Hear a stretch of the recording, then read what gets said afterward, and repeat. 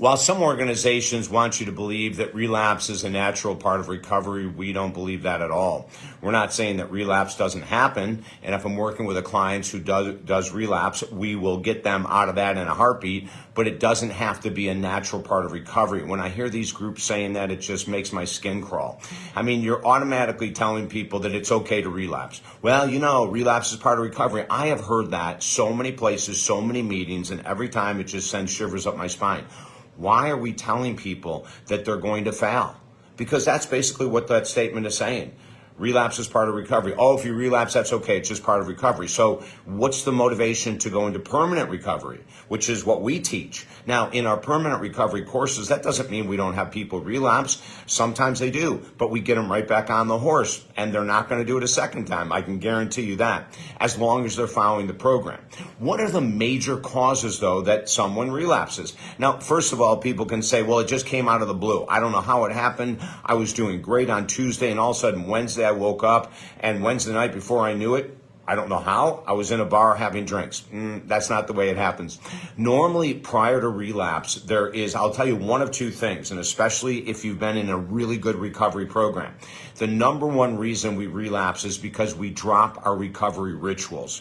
In our permanent alcohol and addiction recovery course, we give people a program to follow. So they have tasks they do in the morning, tasks they do at night. It's all recovery related, but then it just becomes lifestyle related. We drop the word recovery after a year, and now it's just the way we live. It's our lifestyle. We get up and journal, or we journal in the evening. We might do meditation and we watch a video every day on recovery, sobriety, etc. Like, we have actually tools that we teach our clients to do. Now, the number one reason we see, not just our clients, but other clients, when people relapse, is they've stopped doing something that was helping them stay mentally clear. Maybe they stopped doing yoga when they were really into it. Maybe they stopped working out when it was a big part of their life. Maybe they stopped meditation because they got super busy, but that was part of the world that was keeping them sober, right? So the very first thing is there's something that's happening usually a week or 2 weeks or 3 weeks before that we're dropping some of our tools. We're not as actively engaged in our recovery ritual program, which again, we've turned into what we call a new lifestyle program. So that's number one. Number two is that emotions that we normally deal with, we stop dealing with. So maybe we have resentments against our partner, but we haven't dealt with them with our partner or with a therapist. Maybe we have resentments at work. Maybe we have shame and guilt over something else we've done.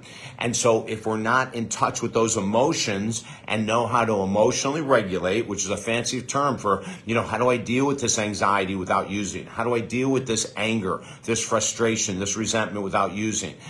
These are the emotions that usually start to come up a couple weeks or maybe a couple days before someone relapses.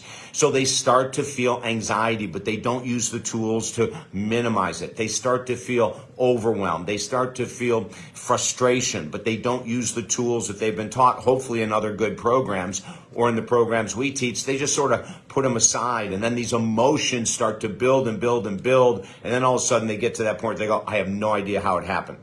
When anyone relapses, whether it's from someone that we've worked with before or someone from a totally different recovery program, the first thing we do is we go in and we have them look at the 2 weeks before they relapse and what was going on. Was there a bunch of crap in the relationship that you weren't dealing with? Was there things at work that you weren't dealing with? Maybe health issues that you weren't dealing with? So we take a look at that. The last thing that I want to mention that is a major cause of relapse is peer pressure. So you go to a wedding and you say you're not going to drink, but you drink. Well, we encourage our clients, and they all do it. They go to a wedding with a sober partner, someone who also doesn't drink, that's going to be an accountability partner for them. So the peer pressure, oh my God, I only get married once in my life. Your brother only gets married once in his life. Your sister only gets married once in her life, right? We've got this huge New Year's celebration. Oh, come on, you haven't drank in 2 years, 10 years, 20 years. Have a little champagne. So we have the peer pressure coming on, right? That we haven't learned how to completely deal with. Of course, in the course that we teach, we'll teach you how to deal with all these issues so you do not relapse. If you need help go to talkdavid.com. Let's talk for 20 minutes, absolutely free, so I can help you get an understanding of how our recovery program is so uniquely different, and that's why it's so freaking effective. Also, you can even grab our brand new book on recovery free. We have 4 books at the website for free, and one of them is the new recovery book. It's Permanent Alcohol Recovery. And in the book, we say, doesn't matter what the addiction is, the program we've taught and we teach and that's in the book works for all addictions. You can get the book for free, and then when you're ready to work together, we work with people from all over the world. Don't forget to subscribe to our YouTube channel, to our Buzzsprout channel. Let's make this world a healthier, happier place. I'm David Essel. Have a great day.